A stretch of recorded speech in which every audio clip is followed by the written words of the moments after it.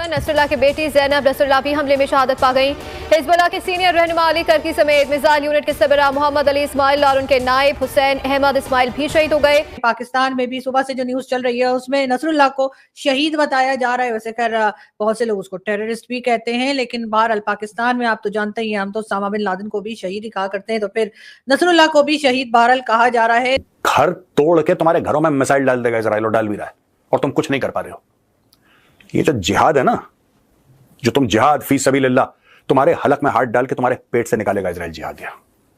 आज की तारीख में विक्टिम कार्ड प्ले कर रहे हैं पूरे के पूरे फिलिस्तीनी। हाय मर गए, हाय मार दिया, हाय मार दिया। क्यों घुसे थे 7 अक्टूबर को? एशिया की सबसे बड़ी पावर इंडिया की बात करें, वो इसराइल के साथ खड़ा है। तो ये जो देखी जाए तो ये पहले जो है हमास के लीडर मारे गए, फिर इब्राहिम रईसी मारे गए, अब हिजबुल्लाह मारे गए। ऐसा लग रहा है इसराइल किसी को भी नहीं छोड़ेगा। You now have official confirmation from the Hezbollah group of the death of Hassan Nasrallah. What's your response, please? I'm so sorry. Let's जिन दुश्मनों को इजराइल ने टारगेट किया था उनमें से कई एक बड़े नाम मारे जा चुके हैं। ईरान का प्रेसिडेंट ने आवाज उठाई, मारा गया। इसके अलावा अगर हम बात करें हमास का जो चीफ था, वो जिसने जंग स्टार्ट की, वो मारा गया। अभी ये खबर आ रही है कि हिजबुल्लाह जो कि एक बहुत बड़ी ऑर्गेनाइजेशन है, उसके जो हेड है उसे भी इसराइल ने जो है वो मार दिया है। यानी कि जो भी आवाज उठाने की कोशिश करता है उसे मार दिया जाता है। हर अटैक के बाद ईरान एक ही बात कहता है कि हम छोड़ेंगे नहीं तुम्हें, हम बदला जरूर लेंगे, हम अपने वक्त पे बदला लेंगे, बदला लेने की तुम्हारी औकात नहीं है। पूरी मुस्लिम उम्मा के लिए बहुत बुरी खबर है। और वैसे भी मुस्लिम उम्मा जो है कोट एंड कोट ये बुरी खबरें सुनने की आदी है। हमारे पास कभी हमें डराया जा रहा है कि जी आपके मोबाइल के अंदर डिवाइसेस फिट की हुई हैं, आप लोग बोलो नहीं। कभी हमें बताया जा रहा है कि ये फट जाएगा, कभी बताया जा रहा है जी आपके घर में धमाके हो जाएंगे। हाय मर गए, मर गए, मर गए, मर गए, हाय मार दिया रे, मार दिया रे, मार दिया, दैया रे दैया। मुसलमानों में क्या है, बच्चे पैदा करो, बस बच्चे पैदा करो।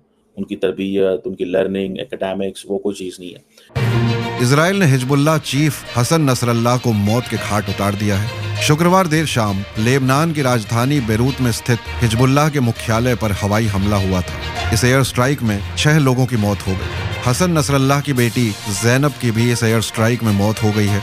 हिजबुल्लाह चीफ के मारे जाने के बाद ईरान के सुप्रीम लीडर अली खामनेई को सुरक्षित स्थान पर रखा गया। वहीं इजराइल भी अलर्ट पर है। साल 1992 में नसरल्लाह को हिजबुल्लाह का महासचिव बनाया गया था। उसने अब्बास अल मुसावी की जगह ली थी। मुसावी को भी इजराइल ने ही मार गिराया था। इजराइल के 3 वरिष्ठ रक्षा अधिकारियों ने बताया कि इजराइल कई महीनों से हसन नसरल्लाह की लोकेशन पर नजर रखे हुआ था। शुक्रवार को हमला करने का निर्णय केवल इसलिए लिया गया क्योंकि उनका मानना था कि उनके पास एक छोटा मौका है जिसमें नसरल्लाह को मारा जा सकता है। अगर ये मौका हाथ से निकल गया तो नसरल्लाह एक बार फिर गायब हो जाएगा। न्यूयॉर्क टाइम्स में इससे जुड़ी रिपोर्ट सामने आई है। न्यूयॉर्क टाइम्स के मुताबिक अधिकारियों ने कहा कि नसरल्लाह को मारने के लिए कई मिनटों में 80 से ज्यादा बम गिराए गए। हालांकि उन्होंने इस्तेमाल किए गए बमों के वजन या मॉडल की जानकारी नहीं दी। शुक्रवार को गिराए बमों में हसन नसरल्लाह के मौत की पुष्टि शनिवार को की गई है। रिपोर्ट के मुताबिक एक सूत्र ने कहा कि ऑपरेशन की प्लानिंग प्रधानमंत्री बेंजामिन नेतन्याहू के संयुक्त राष्ट्र महासभा में बोलने के लिए जाने से 1 हफ्ते पहले ही बनाई गई थी। अधिकारियों ने बताया कि शनिवार को हिजबुल्लाह के लोगों की ओर से नसरल्लाह के शव की पहचान की गई। इसके अलावा high level Hezbollah commander Ali Karaki के शव की भी पहचान की गई। नसरल्लाह की मौत के बाद अमेरिका भी अलर्ट पर है। चलिए दोस्तों, अब जानते हैं कि पाकिस्तानी मीडिया का इस बारे में क्या कहना है। बेंजामिन नेतन्याहू ने अपने एड्रेस के जो यूएन में अपना एड्रेस किया, जो अपनी स्पीच की, उसके फ़ौरन बाद वो अपने ऑफिस गए न्यूयॉर्क में इजराइल के, और वहाँ से अप्रूवल दी साउथ लबनान में जो हिजबुल्लाह का जो हेड है, हेडक्वार्टर है, जहाँ पे नीचे सुना है अंडरग्राउंड में 14th फ्लोर पे हसन नसरुल्लाह और बाकी कमांड बैठी हुई थी, ये सोच के कि अंडरग्राउंड 14th फ्लोर पे क्या कर लेगा। और ख़ास तौर पे वो था बिल्डिंगों का एक कॉम्प्लेक्स, इतनी सारी बिल्डिंगों के कॉम्प्लेक्स के अंडरग्राउंड में। इजराइल, आपको याद होगा कि पहले हमास के लिए भी यही धमकियां देता रहा कि देखो वो सिविलियन एरियाज़ में अपने हथियारों को भी छुपा के रखता है हमास, और अपने टेररिस्टों को भी हॉस्पिटलों में, रेसिडेंशियल एरिया में, तो उनको हटाओ वरना हम तबाही लाएंगे। नतीजा ये निकला कि तबाही आई। यही चीज़ फिर इजराइल ने हिजबुल्लाह के लिए किया कि बार बार कहा कि देखो वो रेसिडेंशियल एरिया में सिविलियंस के दरमियान में अपने आप को सिक्योर करता है, हमें मजबूर ना करो। और आफ्टर ऑल फिर इजराइल ने जो अटैक किया तो 6 बिल्डिंगों के नीचे बंकर बस्टर बम मारे, 1 टन का टोटल बारूद वहाँ पे मारा गया है। और नतीजा ये निकला कि 6 बिल्डिंगें भी ऊपर से गिर गईं, सैकड़ों लोग मारे गए और नीचे बंकर बस्टर में हसन नसरुल्लाह मारा गया।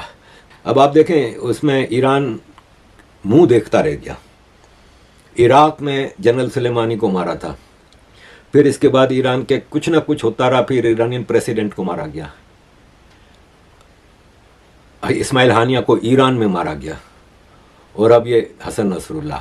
हिजबुल्लाह के हसन नसरुल्लाह को मारा तो इन्होंने बनाया नया लीडर हसन नसरुल्लाह की जगह, और इन्होंने कहा कि अब हिजबुल्लाह का